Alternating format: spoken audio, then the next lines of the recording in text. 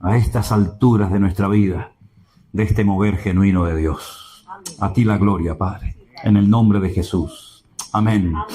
Y amén. Aleluya. Hermanos queridos, vivimos en una generación, en unos tiempos, como dijo la palabra de Dios, difíciles y peligrosos, donde la maldad se ha multiplicado de una manera tremenda, donde vemos que cosas que hoy en día son normales, en nuestra época eran auténticas aberraciones o barbaridades que incluso hasta te daba vergüenza mencionarlas o hablar de ellas.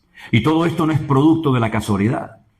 El Señor Jesucristo nos dio muchísima información acerca de las cosas que iban a ocurrir en los postreros días, en los últimos tiempos. Y ya estamos viviendo en esos postreros días.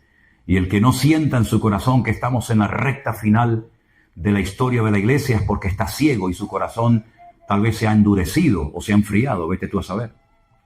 El Señor Jesucristo dijo que la maldad se multiplicaría. No nos dijo por cuánto, pero que la maldad se ha multiplicado en todas partes, en los colegios, en el mundo de la política, en las universidades, en las iglesias. Por todas partes vemos maldad, injusticias y una larga lista de cosas. Y no tenemos que sorprendernos. El apóstol Pedro dijo, yo procuraré después de mi partida que todo lo que yo vi y recibí de parte del Señor os quede constancia, os quede por escrito, para que vuestra fe sea renovada, ¿no?, y fortalecida cada día. Y dice, y no os sorprendáis, por favor, que nadie se lleve las manos a la cabeza, diciendo, ¿pero qué está pasando? Porque el fuego de prueba ya ha comenzado y el Señor está comenzando a limpiar y a tratar con su iglesia, con su pueblo. Y tenemos muchísima información a lo largo y ancho de la palabra de Dios para saber cómo tenemos que actuar y cómo tenemos que comportarnos. Y todo esto que ha sucedido, donde nosotros hemos utilizado las redes sociales, el poder de las redes sociales para llevar a la gente a un compromiso con el Señor, a ser autodidactas, a no depender de un pastor, de una iglesia, de un culto, de un retiro, sino preparados en casa para que en cualquier momento que nos vuelvan a encerrar o que nos cierren las iglesias o lo que suceda, con permiso de Dios, sepamos cómo tenemos que actuar. Que nos enamoremos de la palabra. Está bien reunirnos, está bien escuchar los cultos, ver los devocionales, venir a reuniones como esta, está muy bien. Pero hermanos queridos, tenemos que estar preparados para aún cosas peores que se avecinan en el horizonte y que la iglesia tiene que estar preparada.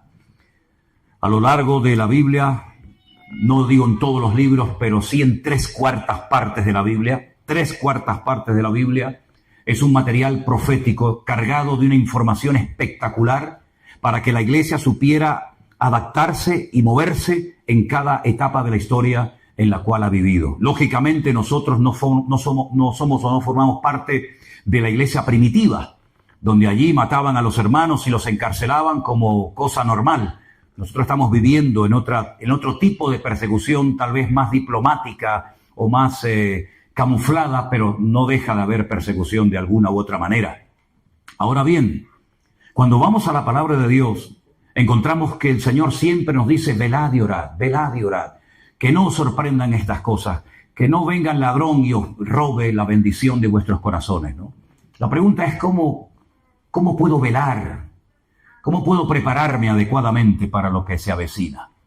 Permítame llevarles al último libro de la Biblia, que es el libro del Apocalipsis, donde un anciano llamado Juan, uno de los hombres que vivió más cerca del corazón del Señor Jesucristo, escribe este libro. Y él está desterrado en una isla aquí en Europa llamada la isla de Patmos. Una isla donde los romanos lo habían lanzado, como antaño, por ejemplo, se mandaba a la gente al destierro a la isla de Fuerteventura. Quiero recordarles que el dramaturgo español Miguel de Unamuno fue desterrado a la isla de Fuerteventura, porque aquello es un páramo tremendo, no es la Fuerteventura turística de hoy en día, ¿no? Los romanos mandaban a la gente para que se murieran de hambre, de sed, de frío o de lo que fuera a la isla de Patmos, después de haber intentado en varias ocasiones acabar con la vida de Juan. No piensen que Juan no había pasado por luchas y por pruebas, pero él había recibido una promesa. Y las promesas de Dios se cumplen sí o sí en nuestras vidas. El Señor le dijo cuando estaba restaurando a Pedro junto al lago de Genesaret, Pedro, ¿tú me amas? Cuando Pedro le dice en varias ocasiones que ama al Señor, el Señor le dice, muy bien, te voy a dar otra oportunidad. Apacienta a mis corderos, atiende mi rebaño, atiende mi obra. Y después le profetiza la forma como él va a morir. Cuando Pedro escucha aquella palabra que va a morir crucificado, glorificando de esta manera al Señor, se queda mirando a Juan y le dice, Señor, ¿y a este qué le vas a decir? Y el Señor le dice, déjalo, porque yo quiero que él quede hasta que yo venga. Y dice que se corrió el rumor entre los discípulos de que Juan no iba a morir. Pero el mismo Juan en el Evangelio, en el último capítulo, dice, no me dijo el Señor que yo no iba a morir. Ustedes interpretaron mal la palabra. Lo que me dijo el Señor es que yo iba a quedar hasta que yo viera su venida.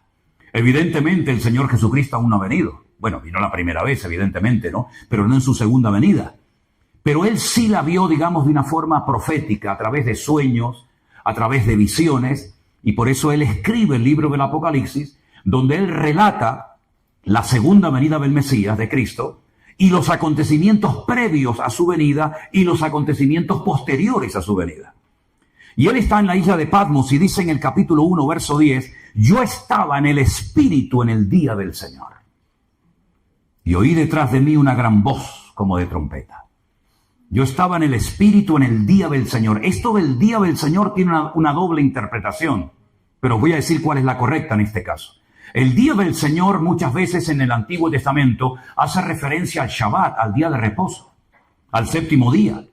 Ese era el día que se apartaba para la familia, no necesariamente para el culto, sino era el día de reposo. Es el único día de la semana que tiene nombre. En hebreo los días de la semana no tienen nombre. Yom Rishon, Yom Sheni, Yom Shalishi, Yom Revi, Yom Hamishi. Es el día primero, día segundo, día tercero, día cuarto. No hay como nosotros lunes. Claro, el lunes el culto a la luna, el martes a Marte, el miércoles a Mercurio. No existe eso en hebreo, son números. Pero el último día, el primer día de la semana, se le llama Shabbat, que es el día de reposo, el día en el cual se reflexiona en torno a la palabra de Dios, el día en el que se reúne toda la familia, los padres bendicen a sus hijos con imposición de mano, etcétera, etcétera.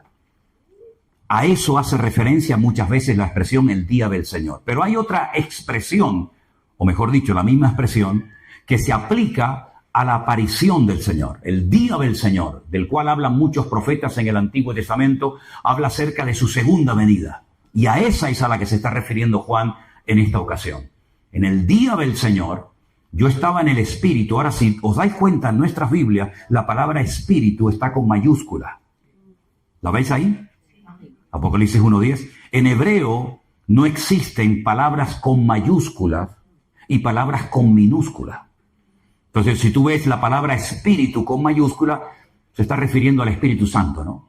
Pero si pone espíritu en minúscula, se está refiriendo al espíritu humano. Pero esa diferencia no existe en hebreo por la mayúscula o por la minúscula, sino que cada palabra, cada término tiene su palabra adecuada, por lo tanto, no hay lugar a confusión. Él estaba en el Espíritu de Dios, estaba conectado con el Señor, a pesar de que es un anciano con casi 100 años, a pesar de que ha sido desterrado a la isla de Patmos para morir, a pesar de la circunstancia, él ha mantenido su contacto con el Señor.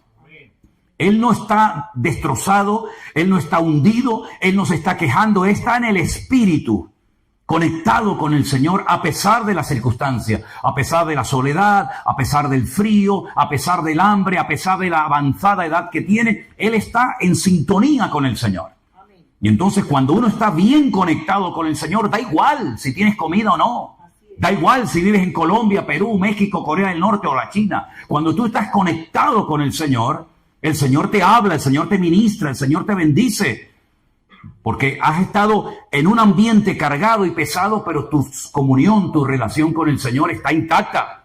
Y por eso dice que él oye la voz de Dios. Él oye la voz del Señor. Y el Señor le dice algo muy interesante y le dice, mira, yo soy... Claro, date cuenta que el Nuevo Testamento ha sido traducido del griego. Pero el Señor no le hablaba griego a Juan, le hablaba en hebreo. Aquí dice, yo soy el alfa y el omega. El alfa y el omega es la primera y la última letra del abecedario griego. El Señor le dijo, yo soy Aleph Betav. Yo soy la Aleph y la Tav, la primera y la última letra. Pero bueno, yo soy el primero y el último. Escribe en un libro lo que ves y envíalo a las 7 iglesias que están en Asia. Y le da el nombre de 7 congregaciones. Date cuenta que no se menciona la iglesia de Corinto, No se menciona la iglesia de los filipenses, no se menciona la iglesia de los colosenses o de los tesalonicenses, pero el Señor le dice, lo que tú vas a escribir, yo quiero que lo lean en la iglesia de Éfeso, en la iglesia de Esmirna, de Pérgamo, de Tiatira, de Sardi, de Filadelfia y de Laodicea. ¿Es que no existían otras iglesias en aquella época? Claro que sí. Por supuesto que existían más iglesias. La famosa iglesia de Corinto, ¿no? La iglesia de, no sé, de Roma o la iglesia de Jerusalén. ¿Por qué el Señor escogió a estas y no a otras iglesias? Bueno, hay varias interpretaciones o varias aplicaciones. Algunos creen que evidentemente eran iglesias que existían en la realidad, pero pueden ser iglesias representativas de las 7 estratégicas del diablo para destruir al pueblo de Dios a lo largo de la historia. El enfriamiento, la pérdida de visión espiritual, la falsa doctrina, las falsas profecías, etcétera, etcétera. Si analizas, que no lo vamos a hacer porque no tenemos tiempo, pero si analizáramos una por una las iglesias que se mencionan en el libro del Apocalipsis, te vas a dar cuenta que no hay 2 iglesias iguales. Esto es como los hijos. Tú puedes tener 2, 3, 4, 5 hijos o más y te vas a dar cuenta que son del mismo padre, son de la misma madre, pero no hay 2 iguales. Uno es abierto y extrovertido, el otro es tímido y reservado, el otro le gusta la electrónica, al otro no le gusta nada.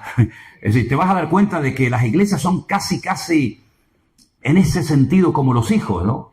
Aunque nosotros, yo doy muchas gracias al Señor que trabajamos con la mentalidad, y esto es algo muy importante que ustedes tienen que tener siempre en cuenta, nosotros trabajamos con la mentalidad de que somos una sola iglesia. Nos reunimos en diferentes lugares por cuestiones geográficas, ¿verdad? Pero somos una sola iglesia. La iglesia, yo no vengo aquí de visita, esta es mi iglesia, yo soy el pastor de esta iglesia. Y cuando voy a Bruselas, yo voy a mi iglesia. Y cuando voy a Colombia, yo voy a mi iglesia. Y todos los pastores trabajamos con esa mentalidad. No, mi iglesia, mi culto, y aquí estamos bien, pero si la otra le va mal, pues allá ellos. No. Aquí trabajamos como una piña, y por eso Alberto se va ahora aquí, y Iván se va a la otra, y Anderson viene por acá, y Marco se va. ¿Por qué? Porque trabajamos con la mentalidad de ser una sola congregación, a pesar de que, lógicamente, nos reunimos en diferentes lugares. Faltaría más, ¿no? Pero, sin embargo, estas 7 iglesias, en cierto sentido, no solamente, nos hablan acerca de cómo el diablo va adaptando la estrategia según los tiempos, sino también vemos cómo el Señor se presenta y obra y habla en cada iglesia de una forma tal vez diferente a la anterior. Porque la forma como Juan ve al Señor nunca lo había visto así, nunca lo había visto con los pies bruñidos como el bronce, nunca. Juan nunca vio al Señor por ejemplo, con los ojos como llama de fuego, o con una túnica blanca que le llegaba hasta los pies con un cinto de oro a la cintura. Nunca oyó su voz como estruendo de muchas aguas, ¿verdad? Nunca cayó muerto ante su presencia. Es más, fue el único hombre que fue capaz de tener la libertad y la confianza de recostarse sobre su pecho. Cosa que hace Julie cuando tiene sueño en el coche, se recuesta sobre el pecho de Miriam, ¿no? ¿Verdad? Sin embargo, ahora cuando lo ve, dice, caí al suelo como muerto. Algo ha pasado. Ya no es ese Cristo, sencillo y humilde que vino en su primera venida. Ahora es un Cristo, un Mesías glorificado, con todo su poder y con toda su gloria. Y Juan, cuando lo ve, dice, caí como muerto a sus pies, pero el Señor puso su diestra sobre mí y me dijo algo tan bonito, ¿no? Algo que tenemos que escuchar y repetir habitualmente en nuestras vidas. No temas. No tengas miedo, Juan. No pasa nada. Todo está bajo control. Cuando tú estés pasando un problema en tu matrimonio, el Señor te dice, no temas, tranquila. Cuando estés pasando un problema grave con tu hijo, con tu hija, no tengas miedo.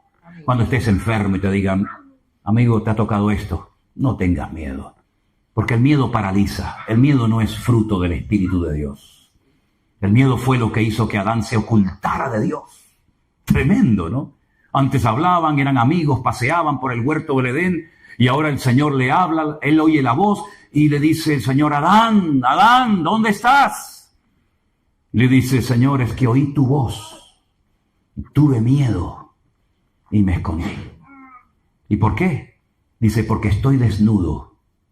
Siempre has estado desnudo. Yo no te vestí con zapatillas Nike, no te puse ropa ni zapatos, siempre has estado desnudo. ¿De dónde viene ahora el miedo? Pero no se refería a una desnudez física, ¿no? Sino estoy sin argumento, Señor. No sé qué decirte. Y entonces, ¿qué es lo que hace? Pues lo que suelen hacer muchas personas. Es que yo he caído, yo estoy desanimado, yo estoy mal, no porque yo quiera estar así, sino por culpa de esta. Ah, ya. ¿Y a ti qué te pasa, Eva? Y dice, no, es que fue Satanás. Y siempre tratamos de buscar a un chivo expiatorio, ¿no? Sea a nivel político, a nivel espiritual. Siempre parece que yo soy la víctima de alguien o de algo. No me aman, no me llamaron, no me escribieron, el pastor, Dios, el diablo, el frío, el calor. Siempre parece que tenemos que buscar un chivo expiatorio para justificar nuestros errores y nuestras carencias, ¿no? Ya también lo intentó Job en su momento. La Biblia dice que Job empezó a argumentar y argumentar y argumentar con Dios. Y cuando terminó la conversación, el Señor le dice, para un momentito, Job, ¿me vas a condenar a mí para justificarte tú? ¿Dónde estabas tú cuando yo creé los vientos y le puse y creé la tierra y esto y lo otro, ¿no? Así que en el libro del Apocalipsis, Juan recibe un mensaje para 7 congregaciones que, quitando la iglesia de Filadelfia, ¿sí?, todas tenían una situación complicada. Por ejemplo, la primera iglesia, la de Éfeso, dice que se habían enfriado, habían perdido el primer amor, habían trabajado, habían probado a los que se dicen ser apóstoles. Qué bueno sería que muchos de los que se llaman hoy en día apóstoles los probaran, porque dice la Biblia que los de Éfeso probaban a los que se decían ser apóstoles y los habían hallado mentirosos.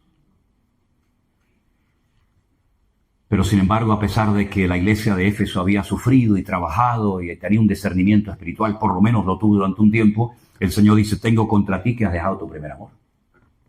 Y eso es un problema grave, porque si no cambias esta situación, si no vuelve otra vez a arder tu corazón con el fuego de Dios, con la pasión de Cristo en tu corazón, yo voy a apagar la luz de la iglesia.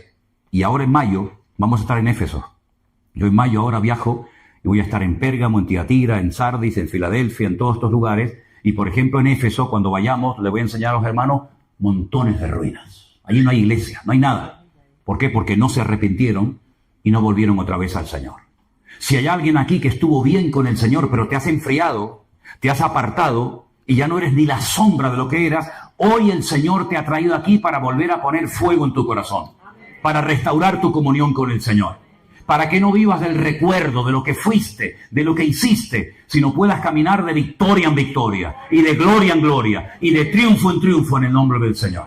Y eso no lo hizo, lamentablemente, la iglesia de Éfeso. Se apagaron. La iglesia de Esmirna, el diablo echará a algunos de vosotros en la cárcel. En otras palabras, le está profetizando, vais a ser perseguidos. No sé si hay alguien aquí que en tu momento, en tu iglesia, en tu denominación, te enseñaron que la iglesia no iba a pasar por ningún tipo de pruebas, de luchas, de persecuciones, de dificultades, sino que nos íbamos y las persecuciones y todo lo terrible era para los judíos, para ellos, ¿no? Pues el Señor está diciendo aquí a la iglesia de Esmirna, prepárense porque algunos de ustedes van a morir y la iglesia va a ser perseguida. Por lo tanto, no hay ninguna promesa de que no se van a meter con nosotros. Es más, yo no estoy preocupado porque se metan con nosotros. A mí lo que me hace pensar es por qué no se meten más con nosotros.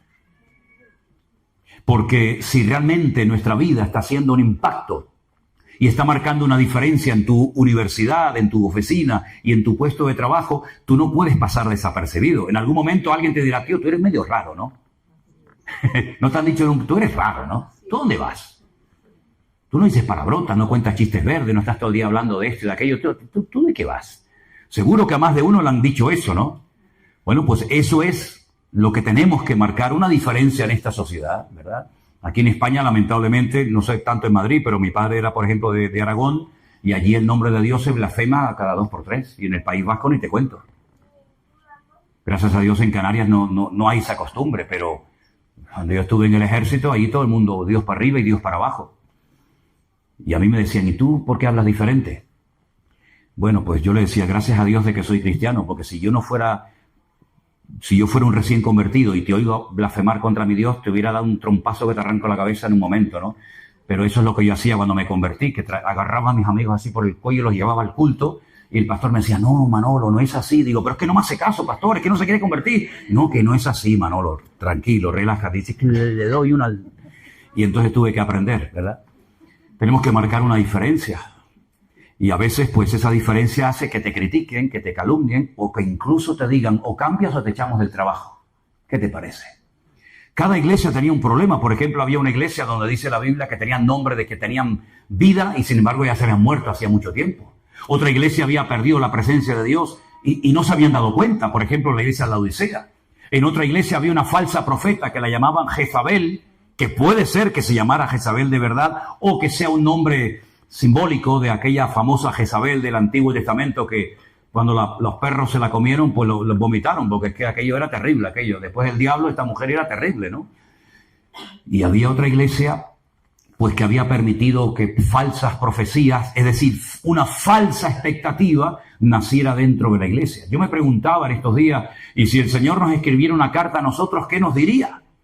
¿Y sabes qué es lo que sentí en mi corazón? Que ya Dios nos escribió no una ni dos, muchas cartas. Nos escribió la carta a los romanos, la de Corinto, la de Éfeso, la de Esmirna, la de Pérgamo.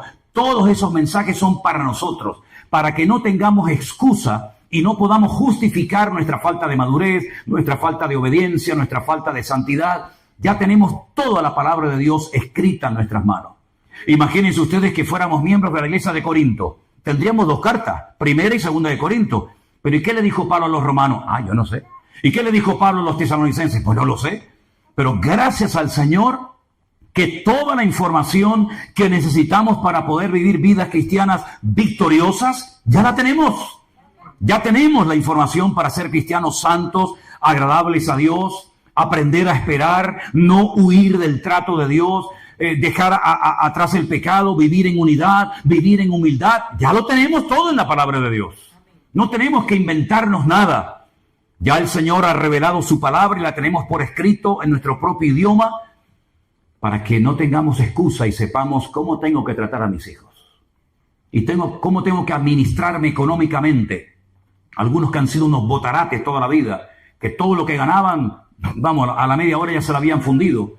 Pues la Biblia te dice cómo tienes que llevar tu economía para que sea un hogar bendecido y no sea aquello una casa de locos.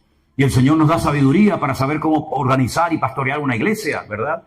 Y, en otras palabras, la palabra de Dios es el manual perfecto que tenemos para vivir vidas cristianas poderosas y victoriosas. Y que nuestras iglesias sean puntos de luz. Y que la gente vea en nosotros algo diferente, una forma de comportarnos, una forma de vivir, una forma de reaccionar diferente. Que ya no le tenemos miedo a nada ni a nadie, no porque seamos, ¿verdad?, aquí una especie de Don Quijote, sino porque sabemos en quién hemos creído. Y cuando sabemos en quién hemos creído, hermanos, podemos avanzar contra corriente, porque mayor es el que está en nosotros que el que viene contra nosotros. Hemos cantado hoy, ustedes han hecho así, no estábamos espantando moscas. Por un camino vendrán y por 7 huirán, bendito sea Dios. Bueno, quiere decir que el Señor nos ha capacitado para ser eficaces en el reino de Dios. Y por eso este año, que ya comenzó con sangre y fuego, no sé si os habéis dado cuenta, pero nos levantamos una mañana los primeros días del mes de enero y había habido un incendio y un montón de chavales jóvenes que habían muerto en Suiza.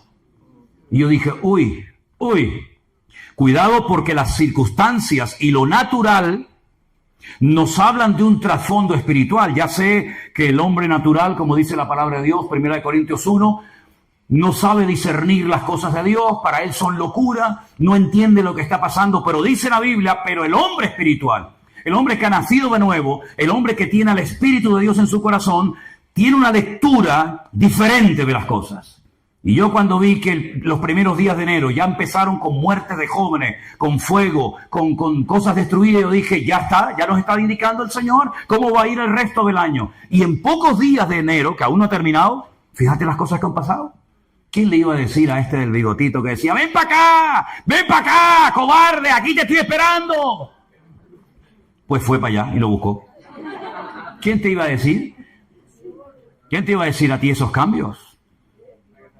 Y en unos días vamos a ver otra vez el lío con Irán y los israelíes y los hutíes y los de Gaza. Nosotros nos vamos ahora en febrero. Y yo le dije a Elena, digo, a ver qué nos encontramos allí. Porque cuando nos dice, ¿y cómo está aquello? Te digo, hoy, ahora mismo, tranquilo. Mañana, cójame el niño, por favor. Hoy está tranquilo, pero y mañana no sé qué decirte. Porque el mundo está tan cambiante. Anoche oí que los huevos han subido un 35%. Ya no se puede comer ni huevo frito, ni tortillas se pueden comer.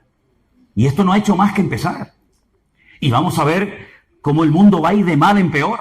Y si alguien piensa que todo se va a arreglar, olvídate. La España que ustedes conocen ahora, los que han venido de Perú, de México, de Honduras, de Guatemala o de donde sea, la España que ustedes conocen ahora no tiene nada que ver con la España que nos encontramos en 1971 cuando nosotros vinimos de Caracas, Venezuela. No tiene nada que ver. Absolutamente nada que ver. Cuando pasaba la policía por la calle, amigo, te entraba diarrea. Hoy en día hay una falta de respeto total y absoluta. Yo me crié aquí en España en los salesianos, en Venezuela en los maristas, y cuando los curas me zumbaban, iba a la casa y le decía a mi padre: papá, el cura me pegó, y me decía: algo malo habrás hecho.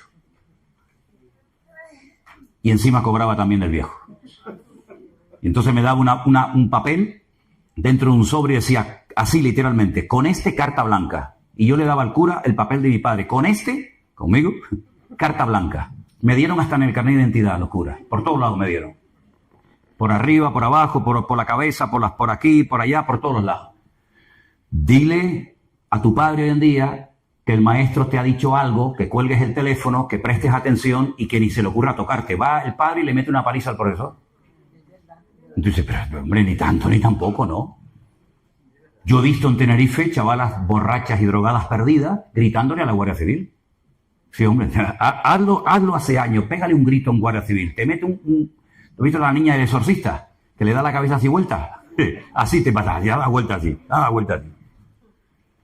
Todo eso que es hoy en día normal, en nuestra época era totalmente anormal y ni se te pasaba por la imaginación. Y la iglesia también ha cambiado. La iglesia en la que yo me convertí en una iglesia sana, donde no había cosas raras. Hoy en día tú dices, ¿pero eso qué es? ¿Una iglesia o un circo? ¿Una iglesia o un teatro? Ahí hay un tipo que tiene una elocuencia y un carisma brutal que tiene enloquecido a la gente y el tío vive como un marajá mientras el resto del pueblo a dos velas. Y eso en mi época no existía. Sin embargo, hoy en día hay hermanos que han salido arruinados, heridos y maltratados de iglesias cristianas evangélicas. ¿Y cómo se come eso? Nosotros tenemos en nuestro ministerio gente que llevaba 10, 15, 20 y hasta una hermana que llevaba 40 años sin congregarse en ninguna iglesia, de lo mal que la mujer lo había pasado. Entonces el Señor está haciendo algo bonito, algo nuevo, está trayendo restauración, está trayendo ilusión, está trayendo ganas de leer, de estudiar, de escudriñar las Escrituras. Y cuando uno se mete en el libro de Apocalipsis, tú te das cuenta de que todo esto es simplemente el principio de dolores. Y lo bueno de todo esto es lo malo que se va a poner todo. Lo bueno de todo esto es lo malo que se va a poner todo. Y solamente el hombre va a tener una vía de escape. Como solamente tenía una ventana el arca de Noé. El arca de Noé no era como esos barcos de lujo que hoy en día tienen balcones. ¿Has visto esos cruceros? Allí en Canarias constantemente están llegando cruceros de lujo y ya no tienen el ojo de buey, la ventanita redonda. Ahora tienen un balcón para ellos solos. Es una pasada, unos barcos impresionantes, ¿no? Pero el arca de Noé no tenía tantas ventanas ni balcones, tenía una sola, arriba. Para que el hombre aprendiera a mirar solamente a Dios. Alzaré mis ojos a los montes. ¿De dónde vendrá mi socorro? Mi socorro viene del Señor, ¿verdad? Si habéis resucitado con Cristo, poner la mira en las cosas de arriba, no en las de la tierra. Y eso es lo que nos ha venido hablando y enseñando el Señor en estos últimos tiempos. Que el único al que podemos agarrarnos y fiarnos y la promesa se cumple sí o sí, es la promesa que nos hace nuestro Dios. El Señor le dijo a Juan que él no moriría hasta que viera su venida, y la vio y la escribió. Aquí lo tenemos en el libro de Apocalipsis. ¿Dónde va a venir? Sabemos el lugar, ¿sí o no? Zacarías capítulo 14. Dice la Biblia que el Señor Jesús pondrá sus pies en aquel día sobre el monte de los olivos. ¿Cuántas veces hemos estado en ese monte, Dios mío? Enseñándoles a los hermanos toda Jerusalén, dónde se ahorcó Judas, dónde está el valle de los huesos secos, dónde entró Jesús triunfalmente en Jerusalén. Pues ese monte, dice la Biblia, que cuando Él venga con poder y gloria, y todo ojo le verá, y toda rodilla se doblará, se partirá por la mitad de ese monte, y se hará un valle gigantesco, y de su interior saldrán ríos de agua viva, que entrarán, ¿verdad? Unos en el mar Mediterráneo, y otros en el mar Muerto, y cobrarán una vida espectacular. El lugar lo sabemos. Lógicamente, el día y la hora no lo sabemos, pero sí tenemos multitud de señales que nos están hablando de la proximidad del cumplimiento de la palabra de Dios. Mira, ahora dentro de poco, ustedes saben que Israel es un país muy chiquitín, mucho más pequeño que cualquier provincia de España. Pues ese es el ojo del huracán, es el epicentro, ¿no? Todo lo que ocurre allí de alguna u otra manera siempre repercute en muchas áreas de la vida. Ahora se van a celebrar elecciones en Israel y probablemente, entonces está grabando y ahí queda, ¿no? Probablemente gane un hombre, no recuerdo en este momento su nombre, pero el candidato que probablemente vuelva a ganar las próximas elecciones en Israel es un hombre que en su programa electoral ya lo ha dicho claramente, ¿eh? Ya ha ido al saco, al grano, para que no haya ningún tipo de duda. Si yo gano las elecciones, lo primero que voy a hacer es reconstruir el tercer templo en Jerusalén. Hala, tócate las narices. ¿Qué te parece, amigo? Así. Dice, ¿qué es eso? ¿Saben lo que significa reconstruir el templo de Jerusalén? ¿Y dónde se va a reconstruir ese templo? En lo alto del monte Moriah, que antiguamente era un monte, pero que ahora es una explanada gigante. Y en el centro mismo de esa explanada hay una cúpula redonda, no es una mezquita, es el domo de la roca. Debajo de esa cúpula de oro hay una roca gigantesca, enorme, que fue el altar que utilizó Abraham para sacrificar a su hijo Isaac. No a Ismael, como dicen ellos, sino a Isaac. Y ellos dicen que ese es el centro geográfico del mundo, el ombligo de la tierra. Allí estaba el centro del jardín del Edén, como ellos dicen, ¿no? Y al lado hay una cúpula más pequeñita, como de color bronce o marrón, que se llama la famosa mezquita de Al-Aqsa, donde están los mártires de Al-Aqsa y toda esa historia. Pues en ese lugar se tiene que reconstruir el tercer templo. Pero resulta que durante siglos, escucha bien esto, siglos, faltaba un elemento indispensable. No hablo de la menorá, del candelabro de 7 brazos, ni de otros elementos. Todo eso ya está preparado, las ropas, las trompetas, los instrumentos, absolutamente todo. Hasta aceite de aquella época también, para ungir. Faltaba un animal.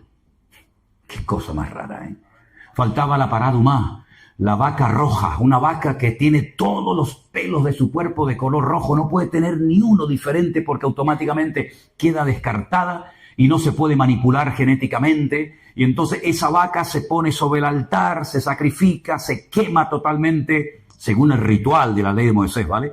Y con esa ceniza es como una especie de jabón, por así decirlo, se purifica la explanada del templo y se limpia no sé qué, y se limpia aquello y se limpia tal. Y esa vaca no aparecía, y no aparecía, y no aparecía por ningún lado. Pero resulta que hay una población en Israel donde últimamente estamos llevando a los grupos que se llama Shiloh. Shiloh es una montaña que está en medio de un montón de poblaciones árabes, y allí atravesando parte de Samaria llegamos con los grupos y allí le explican con películas y con hologramas toda la famosa historia del Mishkan o del tabernáculo de Moisés. Cuando entraron las 12 tribus de Israel a la tierra prometida, colocaron el tabernáculo en Shiloh y estuvo por más de 400 años. Y allí se crió Samuel, allí subía Ana, allí subía Elcana, allí estaba Ofni, allí estaba Fines, allí estaba el sacerdote Elí, etcétera, etcétera. Hasta que los filisteos vinieron, le prendieron fuego al tabernáculo y se destruyó. Y vamos allí con los grupos y resulta que allí hay una proyección de una película y cuando la película termina, suben la pantalla, imagínense detrás de esta pared, la suben hacia arriba y allí encontramos las famosas vacas rojas. Antes había 6, creo que ahora solamente hay 5. Y es impresionante ver esos animales que hacía siglos que no aparecían. Y ya están allí preparados. Y han venido gente de Estados Unidos, del estado de Texas, para cuidarlas y mimarlas porque no pueden tener ninguna marca, no pueden sufrir ningún daño. Son vacas que están especialmente preparadas y, digamos, diseñadas de alguna manera para sacrificarlas en el templo de Jerusalén. Entonces uno dice, ¿y qué falta para que esta gente suba arriba y construya el templo? Nada, ya está todo listo. Y este señor que se quiere presentar ahora a las próximas elecciones, que probablemente las gane, pues resulta de que lo primero que ha dicho es, yo voy a reconstruir el templo de Jerusalén. ¿Habla la Biblia acerca de esto? Por supuesto que habla la Biblia. El apóstol Pablo, inspirado evidentemente por el Espíritu Santo, dijo que el anticristo, este político, este líder mundial, dice que odia todo lo que es objeto de culto, tanto que se sienta en el templo de Dios, haciéndose pasar por Dios. Es decir, que si este político va a ir a Jerusalén, pero no al muro como van todos, sino arriba al templo y lo va a profanar y va a decir, aquí no se adora a nadie más que a mí, quiere decir que para que esa profecía se cumpla, tiene que ser reconstruido el templo de Jerusalén, ¿sí o no? Pues ya está todo listo. Y si este señor gana las elecciones, ya digo, y comienzan a reconstruir, claro, algunos dirán, pero claro, ahí arriba están los árabes, tú. Cuidado que esa esplanada de las mezquitas está bajo protectorado de Jordania, del rey Hussein. Y se va a liar una que no veas. Claro, es que ya lo estoy diciendo. Es que esto no va mejor, esto va peor. ¿Por qué piensan ustedes que están tratando de acallar y de frenar y no destruir, porque no lo van a destruir completamente, porque lo dice la Biblia? ¿Por qué están tratando a Irán de que no tenga la bomba atómica, de que no tenga misiles? ¿Por qué se va a atacar otra vez a Irán? Esto es cuestión de días o de semanas. ¿Por qué se va a atacar? Porque se vuelve a repetir la historia. Porque si usted quiere saber lo que va a suceder, tiene que saber lo que ha sucedido en el pasado. Porque la Biblia dice qué es lo que será. Lo mismo que fue. Cuando David sintió en su corazón el anhelo, el deseo de construir un templo para Dios, Dios le dijo, tú no lo vas a construir. Y algunos dicen, bueno, es que había derramado mucha sangre, pero es que no se refería a esa sangre. Porque esa sangre que había derramado y esos enemigos que había derrotado era por mandato divino. Entonces, primeramente me matas para que los destruya y ahora no me dejas construir el templo porque he derramado sangre. ¿No se referiría más bien a la sangre inocente de aquel soldado llamado Urías? Ay, amigo, tú has matado a Urías, te has acostado con su mujer y te voy a permitir a ti levantar el templo. No, hasta ahí podríamos llegar, amigo. Tú somete a todos los enemigos, haz los tributarios que te pagan impuestos, uno que te traiga la madera, el otro que te traiga el oro. Prepara todo porque será tu hijo Salomón el que construya el templo de Jerusalén en un periodo de paz de 40 años. Ahora hay un enemigo en Oriente Medio que ha dicho claramente, queremos hacer una fiesta nuclear en Israel, destruir Tel Aviv, destruir Jerusalén, etcétera, etcétera. A ese enemigo hay que frenarlo temporalmente y cuando todos los enemigos de la zona, curioso, ¿no? Todo esto de los pactos de Abraham, ahora se habla de los pactos de Ciro. Cuando todos los enemigos estén, entre comillas, quietos durante un tiempo, se reconstruye el templo, y a los 3 años y medio de haber reconstruido el templo, se monta otra vez la marimonena, se monta otra vez el follón, y entonces será tiempo de angustia, cual nunca la hubo desde que hubo gente hasta entonces. Pero en aquel tiempo será libertado tu pueblo, y verán la gloria del Señor. Por lo tanto, hermanos, hay una generación que tendrá que ver todo esto. Hubo una generación que vio el diluvio, hubo una generación que visitó y disfrutó del templo de Jerusalén, hubo una generación que conoció y caminó personalmente con Jesús, pero tendrá que haber una generación que vea la reconstrucción del templo, que vea cómo las profecías de los últimos tiempos se cumplan, y yo creo que nosotros ya formamos parte de esa generación. Y creo que lo que Dios ha estado haciendo de una forma especial desde el año 2020 ahora es reunir a un remanente de familias, de jóvenes, de pueblo de Dios, para que estén preparados para lo que se avecina en el horizonte. Y hay algo que es fundamental y es algo que Dios respeta aún hasta en el inconverso cuando lo practica, y es la unidad. Hemos leído y hemos cantado y hemos predicado 1000 veces del famoso Salmo 133, que dice, mirad cuán bueno y cuán delicioso es habitar los hermanos juntos en armonía. En hebreo dice, Inema tou manaim shebedahim gam yahad, que sean uno, a pesar de que pueda haber diferentes opiniones, o uno. Y ahí es donde Dios va a enviar bendición y vida eterna. Lo cual quiere decir que Dios nos está enseñando a trabajar juntos, en armonía, aunque uno es bautista, y el otro es pentecostal, y el otro es payo, y el otro es gitano, y este es de Perú, y el otro es de México, pero hemos aprendido el poder de la unidad. Fíjense qué poderoso es el principio de la unidad, que cuando Dios mandó el diluvio no había unidad. Cuando Dios decidió eliminar la humanidad por medio de las aguas del diluvio, todos se peleaban los unos contra los otros, había violencia, había agresividad, había abuso de poder. Al no haber unidad, Dios dijo, basta, hasta aquí hemos llegado. Amigo, pero cuando se juntan para construir la torre de Babel, dice que estaban unidos como una piña, eran uno. Todos hablaban lo mismo, y no solamente se refiere a que hablaban el mismo idioma, sino que estaban unidos en un mismo sentir, con un mismo proyecto, con un mismo plan. Y entonces Dios, respetando el principio de unidad, lo que hace es que los confunde, pero no los destruye. Si eso pasó con los inconversos, ¿cuánto más si somos capaces de unirnos en el nombre de Jesús para trabajar juntos? ¿Entienden ahora el poder de la unidad? ¿Entienden por qué Pablo, a punto de morir en la cárcel en Roma, le dice a Epafrodito, escribe, dile a la hermana Evodia y a Síntique? Fíjate las cosas que este hombre tendría en la cabeza: latigazos por aquí, la espalda destruida, una iglesia por aquí, un obrero que le sale rana, la iglesia que no sé qué. Y de repente Pablo dice, dile a la hermana Evodia y a Síntique que sean de un mismo sentir. Pero ¿qué más da si la iglesia tiene 500 personas, pero hay 2 que se llevan mal? Y por ahí se va la bendición. Date cuenta lo importante que tú eres para mantener la unidad de la iglesia. Que tú puedes aportar bendición o puedes ser un desastre aquí adentro. Y yo voy a pelear con todas mis fuerzas, con uñas y dientes, hasta que Dios me dé fuerza para tener a esta iglesia y este ministerio unido. Y que nadie asome la cabeza, sino solamente el Rey de Reyes y el Señor de los Señores. Porque Dios bendice la unidad del pueblo de Dios. ¿Cuántos dicen amén? ¡Aleluya! Así que peleemos por la unidad. Dice la Biblia, en cuanto dependa de vosotros, y mucho depende de ti, en cuanto dependa de ti, mantener la unidad en el vínculo de la paz. Porque ¿sabes qué? El que atenta contra la unidad y la paz de la iglesia es un terrorista espiritual. Es una persona que viene a atentar contra el cuerpo de Cristo, y eso es algo tremendamente sagrado.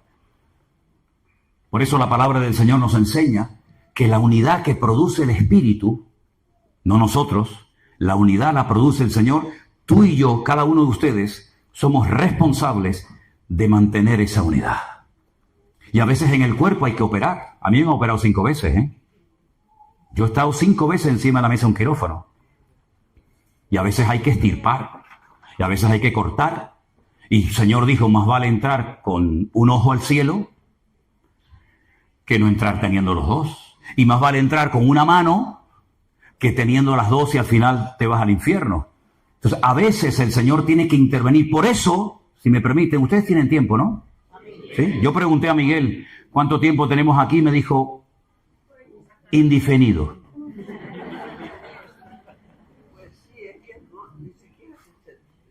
Entonces, fíjate qué curioso esto que te voy a leer ahora, porque esto es a mí algo que me ha impactado tanto. Estamos en Apocalipsis, por favor.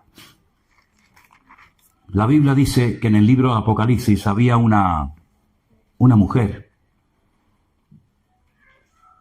Las mujeres en la iglesia son una bendición. Las que se portan bien, según la palabra, pero si no, dice que la mujer en la vida del hombre es la clave o el clavo. Tú verás. Tengo unas pocas cosas contra ti, Apocalipsis 2:20. Tengo unas pocas, pero no me gustan. Primero, que toleras que esa mujer, Jezabel, que se dice, no es que lo sea, ella dice que es profetisa, enseña y seduzca a mis siervos a fornicar y a comer cosas sacrificadas a los ídolos. Déjame aquí, porque fíjate, enseñe y seduzca, ¿a quién? A mis siervos, ¿a qué? A fornicar, sí, son relaciones sexuales prohibidas, y a comer cosas sacrificadas a los ídolos. Vale, lo puedes quitar ya. Mira, llegó un momento que la iglesia comenzó a crecer y a crecer y a crecer, pero se convertían más gentiles que judíos. Y las costumbres de los gentiles eran y son totalmente diferentes a las costumbres de los judíos. Y comenzó el choque cultural en la iglesia. Ay, es que en mi país no se hace eso, y en mi país no se hace lo otro, y empezaron los problemas dentro de la iglesia. ¿Cuál fue la solución o el remedio para solucionar el follón en las iglesias? Vamos a reunirnos todos los apóstoles y el liderazgo de la iglesia en Jerusalén en un concilio, famoso concilio de Jerusalén. Hechos capítulo 15. Allí está Pablo, Santiago, Pedro, etc. Y después de mucho debatir y después de mucho hablar, oye, mira que se están convirtiendo muchos gentiles, resulta que esta gente se va a la carnicería y ha comprado chuletas, pero es que el dueño de la carnicería no es cristiano, tampoco es judío. Y resulta que para matar 2 pájaros de un tiro, el tío lo que ha hecho es coger la vaca, se la presenta, la sacrifica a Baal, queda bien con su Dios, luego la corta en tiras y la vende al público. Y los gentiles vienen, compran esa carne y están comiendo carnes que han sido previamente sacrificadas a los ídolos. Y los judíos dicen, eso no se puede, eso es un delito terrible. Y el otro decía, pues estaban riquísimas, las chuletas estaban de perla. Y uno, y otro, y dice, no, esto no puede ser, esto. Nos estamos peleando por la comida, pero ¿esto qué cosa es? Entonces dicen, miren, le ha parecido bien al Espíritu de Dios, al Espíritu Santo y a nosotros, que escribamos unas cartas y las mandemos por todas las iglesias diciéndoles que para no ofender, para no herir la débil conciencia de algunos hermanos, díganle a los hermanos que no coman carne sacrificada a los ídolos, ni cosas que tengan sangre, ni nada de eso. No estoy hablando del Antiguo Testamento, estoy hablando del Nuevo Testamento, Hechos capítulo 15. Entonces, de esta manera vamos a evitar que las iglesias se peleen, que los hermanos se enfrenten por la comida, que es una vergüenza. Entonces, las cartas se escribieron, llegaban a las iglesias, hermano, mira, a partir de hoy, las medidas de régimen interno de la obra son estas, y perfecto. Pero ahora llega esta señora, llega Jezabel, en la iglesia de Tiatira y dice, no, de eso nada. Esto es lo que han decidido los pastores, los apóstoles en Jerusalén. Pero yo voy a enseñar que se puede fornicar, relaciones sexuales fuera del contexto que Dios ha establecido, y además vamos a comer todos carne sacrificada a los ídolos. Y el pastor de la iglesia se lo permitía. Es decir, que, si me permiten, el pastor de la iglesia era un pelele. Permitía y además que esta señora, ella decía que era profetisa. Miren, hermanos, yo no sé ustedes, pero cuánto daño han hecho los falsos profetas y las falsas profecías dentro del cuerpo de Cristo. No es que me dijo el hermano que lo vendiera todo y que me fuera a África de misionero. ¿Quién te lo dijo? No, un profeta que vino a mi iglesia. ¿Te lo dijo Dios? No, entonces no vendas nada ni te vayas a África. Vete a Móstoles a repartir folletos. ¿Cuánto daño han hecho las falsas profecías? Mire, a mí ya no, porque ya ni se me acercan, pero durante años me venían a dar profecías. La última que me quisieron dar en Estados Unidos. Yo tenía más hambre que el perro un hippie, hermano. Un hambre terrible, todo el día habla con este. Y yo tenía un hambre, estaba en la cola para comer y de repente me tocan así por el hombro y le digo, hola, ¿qué tal? El Señor te dice, no, digo, mira, para un momento, hermana, mira, escúchame una cosa. Si el Señor, mi Dios y mi Señor, me tiene que decir algo, me lo va a decir a mí, ¿vale? En todo caso, confirmaría. Pero no es que el Señor me ha dicho que tú serás y tendrás. Digo, no, si yo sé que seré y tendré, por eso no te preocupes, que tengo bien claro.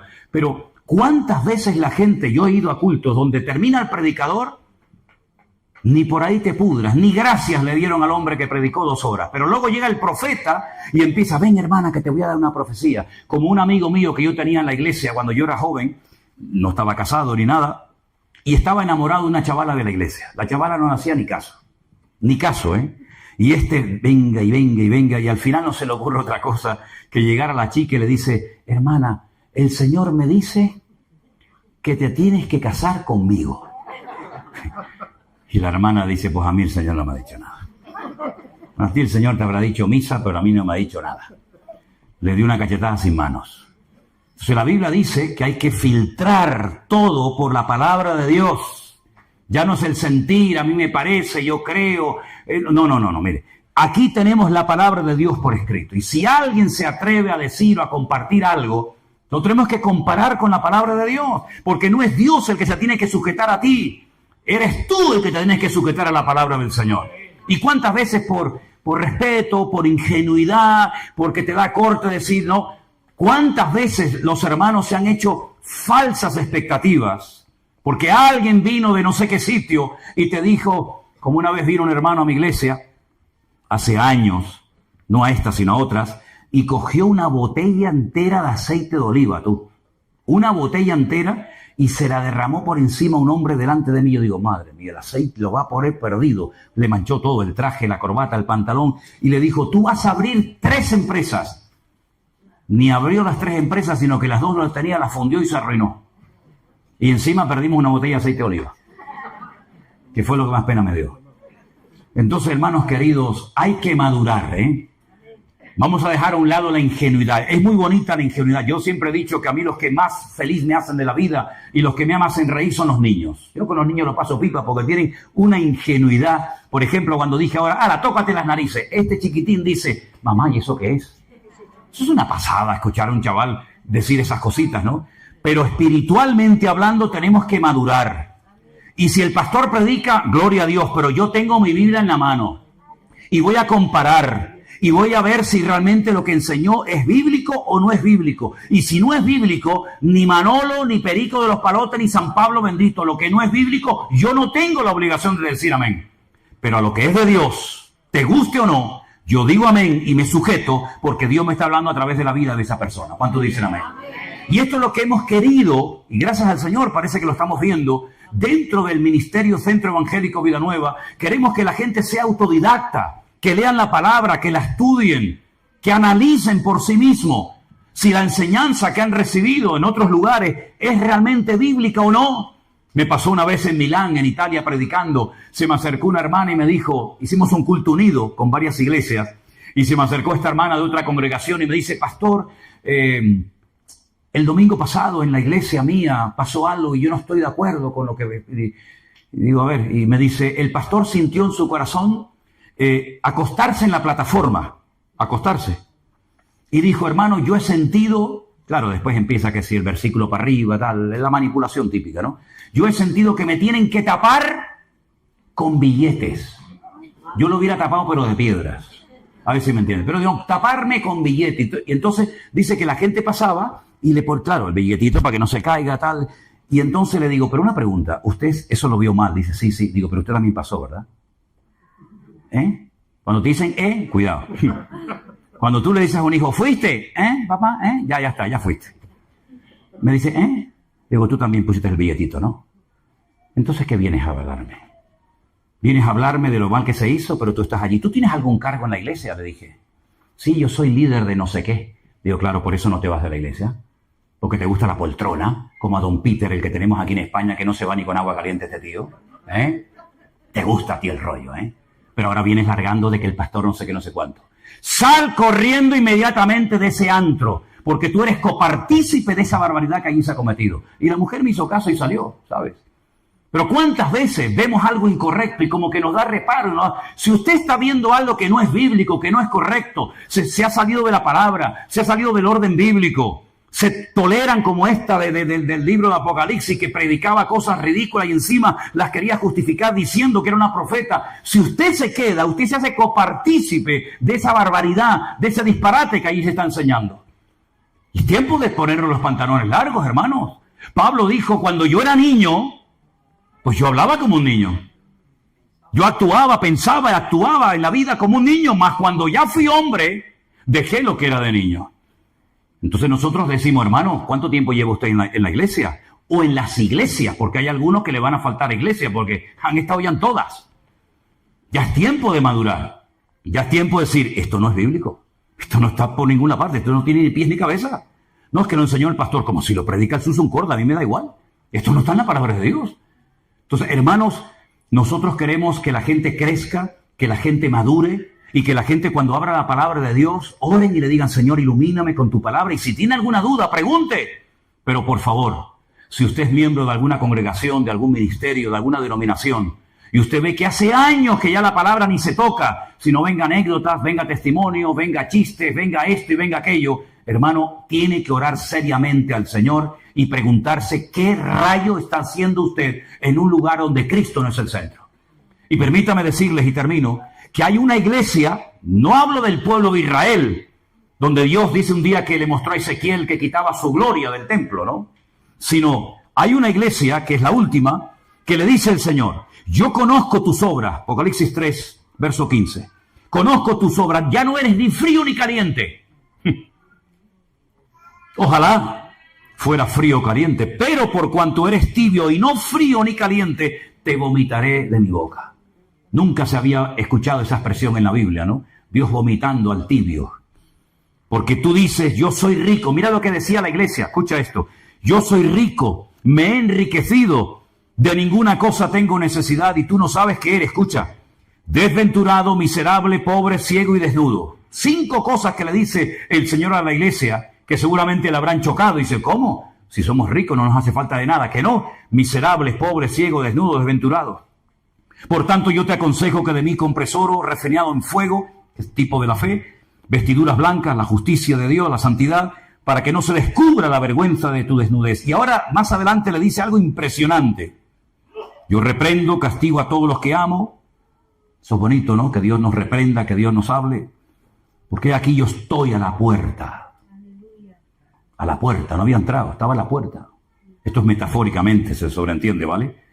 Yo estoy a la puerta y llamo. Si alguno oye mi voz y abre la puerta, entraré a él, cenaré con él y él conmigo. Amén. Ustedes imagínense que empezamos el culto de hoy, presentamos a los pastores nuevos, cantamos, dentro de un rato levantaremos seguramente una ofrenda, una predicación. Imagínense que el Señor no hubiera estado en este culto con nosotros en esta mañana. ¿A quién le cantamos entonces? ¿A quién? ¿A mí?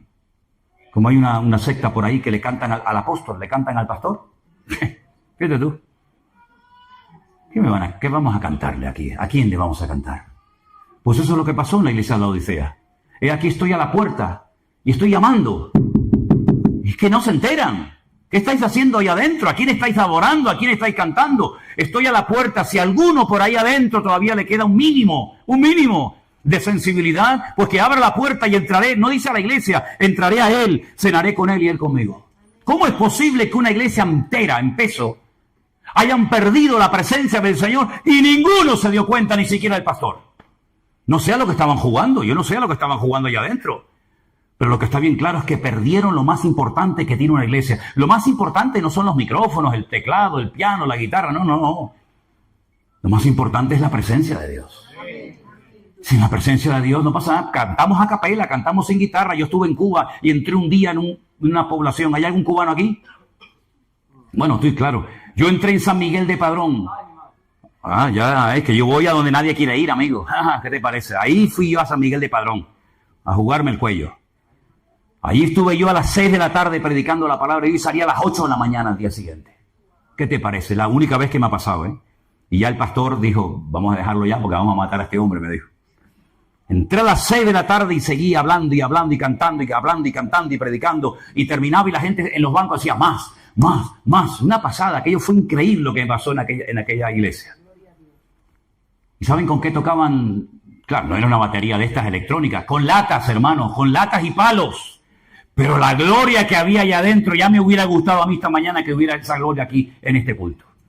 Con latas, con palos, sin micrófono, ahí a capela, venga, un calor que hacía allá adentro. Sudábamos y venga agua, y me traían el guarapo ese de las cañas, y venga guarapo. Y yo decía, de un momento a otro me va a dar un coma aquí, de un momento a otro, ¿no? ¿Qué te parece, amigo? Podemos cantar a capela, sin micrófono, sin guitarra, sentados en el suelo, no pasa nada, pero sin la gloria de Dios no se puede vivir, mi querido hermano. Y esto fue lo que le pasó a la iglesia de la Odisea. Se fue el Señor de la iglesia, tal vez no le hacían caso. Yo digo, y es una opinión personal, ya esto no es Biblia, es una opinión de Manolo Sierra. Yo creo que hay sitios donde ya el Señor no quiere estar. Sinceramente te lo digo, Yo creo que hay sitios donde Dios está comodísimo. El Señor está a gusto y dice, yo quiero estar con ese pueblo, con esa gente. Pero creo que hay otros lugares donde Dios dice, yo ahí no entro, ahí no voy. No, porque yo no soy el protagonista, yo no soy el invitado, no, yo soy uno más. Y ya tienen todo tan estructurado, tienen el programa tan hecho, que aunque yo quiera decir algo no me dejan, porque ya la iglesia no es mía, la iglesia es de don fulano de tal, o del apóstol, vete tú a saber de quién, ¿no? Que nunca nos pase eso a nosotros como familia, como ministerio, como iglesia, que perdamos la presencia del Señor y no nos hemos dado cuenta. Es que ya le pasó a Saúl, ya le pasó a Sansón y ya le pasó a la iglesia de la Odisea. Perdieron la gloria del Señor y no se habían dado cuenta. Entonces, ¿qué es lo que hay que hacer? Hermano, parar y decir, hermano, ¿qué me está pasando?